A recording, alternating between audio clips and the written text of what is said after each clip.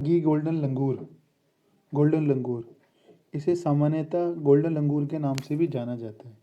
ये पश्चिमी असम के एक छोटे से क्षेत्र में और भूटान के ब्लैक माउंटेन की तलहटी में पाए जाने वाला विश्व का एक प्राचीन वानर है।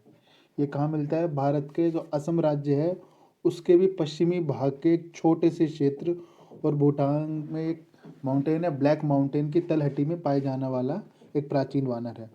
ये भारत के सर्वाधिक संकटग्रस्त प्राइमेटिक प्रजातियों में से एक है, मतलब एंडेंजर्ड स्पीशीज है भारत की। इसका हमें काफ़ी ज़्यादा ध्यान रखने की आवश्यकता है।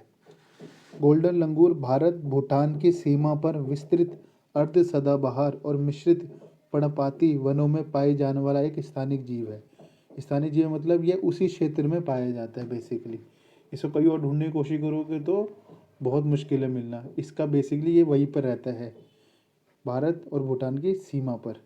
और उस सीमा पर भी कहाँ? अर्ध सदाबहार वनों और मिश्रित पर्णपाती वनों में पाया जाता है ये।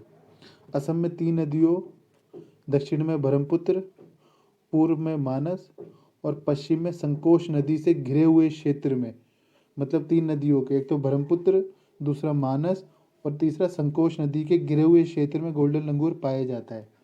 हर कहीं नहीं मिलेगा ये लंगूर, ये स्पेशल एक जगह है, वहीं पे ज़्यादातर मिलेंगे। इस वहीं पे जाके ढूंढोगे तो मिलेंगे, और कहीं ढूंढोगे तो आपकी मेहनत खराब जाएगी और आपको मिलने के चांस ना के बराबर है। ये भूटान के समुद्र तल से 2400 मीटर तक की ऊंचाई वाले पहाड़ी क्षेत्रों में ही पाए जाते हैं। ये कहाँ पाए जाते? 2400 मीटर तक की ऊंचाई वाले पहाड़ी क्षेत्रों में भूटान में पाए जाते हैं। ये इसकी तस्वीर है, देख ले, काली काला चेहरा है पूरा। अगला देखेंगे हम स्टारलिंक। स्टारलिंक क्या है?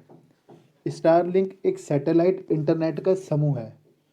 सैटेलाइट इंटरनेट का समूह है मतलब जो सैटेलाइट इंटरनेट के लिए उपयोग में लाए जाते हैं। एक सैटेलाइट इंटरनेट का समूह है जिसका निर्माण स्पेस एक्स द्वारा बनाया गया है, जो स्पेस इंटरनेट एक्सेस प्रदान कर रहा है। इसका उद्देश्य क्या है? इसका उद्देश्य विश्व को कम लागत और विश्वसनीय अंतरिक्ष आधारित इंटरनेट सेवाएं प्रदान करना है। भू स्थिर कक्षा के बजाय निम्न भू कक्षा का उपयोग क्यों किया जाता है? शायद उल्टा हो गया।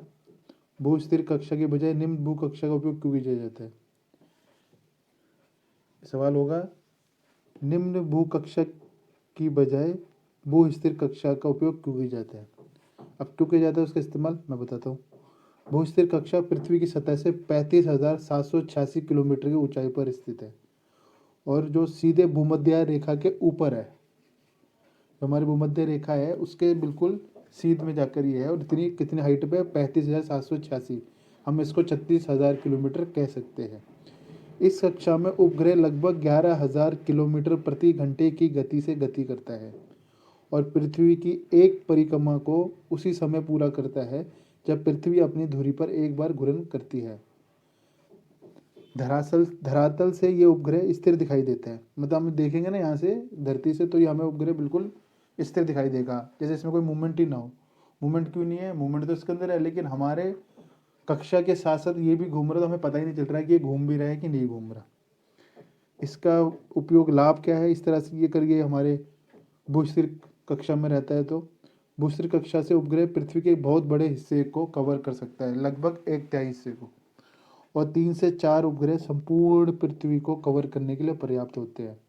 मतलब तो हमारे सैटेलाइट बहुत ही कम इस्तेमाल होंगे और कम सैटेलाइट के उपयोग से हम मैक्सिमम का 3 या 4 सैटेलाइट के उपयोग से पूरी धरती को कवर कर लेंगे। इसके अलावा क्योंकि ये स्थिर दिखाई देते हैं इसलिए इनसे संपर्क स्थापित करना आसान होता है। ठीक है, अब हम लो अर्थ ऑर्बिट निम्न भू कक्षा में क्यों नहीं लगाते? पृथ्वी की सतह से 200 से 2000 किलोमीटर की निम्न भू कक्षा में उपग्रह में 20 से 30 सेकंड मिली सेकंड तक की ही अंतराल होता है, जो स्थलीय प्रणाली को डेटा स्थानांतरित करने में लगने वाले समय को कम करता है। लेकिन निम्न भू कक्षा की अपनी एक समस्या होती है। एक तो ये है कि कम ऊंचाई के कारण ये अपेक्षाकृत छोटे क्षेत्र को ही कवर कर सकता है। जो भूस्थिर कक्षा होती है वो 36,000 किलोमीटर की हाइट पे होती है, जिससे वो मैक्सिमम एरिया कवर कर पाती है।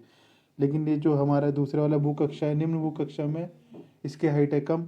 हाइट कम होने से क्या होगा? ये एक तो एरिया बहुत कम कवर करेगा, और दूसरा क्या नुकसान होता है? पृथ्वी के प्रत्येक हिस्से को कवर करने के लिए कई उपग्रह की आवश्यकता होगी। अब उसमें तो भाई 36,000 की हाइट है तो 3 या 4 सैटेलाइट से आपका काम हो जाएगा, लेकिन इसमें क्या ये बिल्कुल नीचे है, निम्न भू कक्षा में, तो इसके लिए कम एरिया कवर करके सैटेलाइट, कम एरिया कवर करके तो हमें ज़्यादा सैटेलाइट की आवश्यकता होगी। ज़्यादा सैटेलाइट की आवश्यकता तो ज़्यादा कचरे का इस्तेमाल होगा, मतलब ज़्यादा हमारा सैटेलाइट का कचरा होगा जो ख़राब हो जाएगी, उसी में घूमती रहेगी उस एरिया में, तो इससे हमारे सैटेलाइट का ज़्यादा इस्तेमाल होगा, जो सही नहीं है। ठीक है।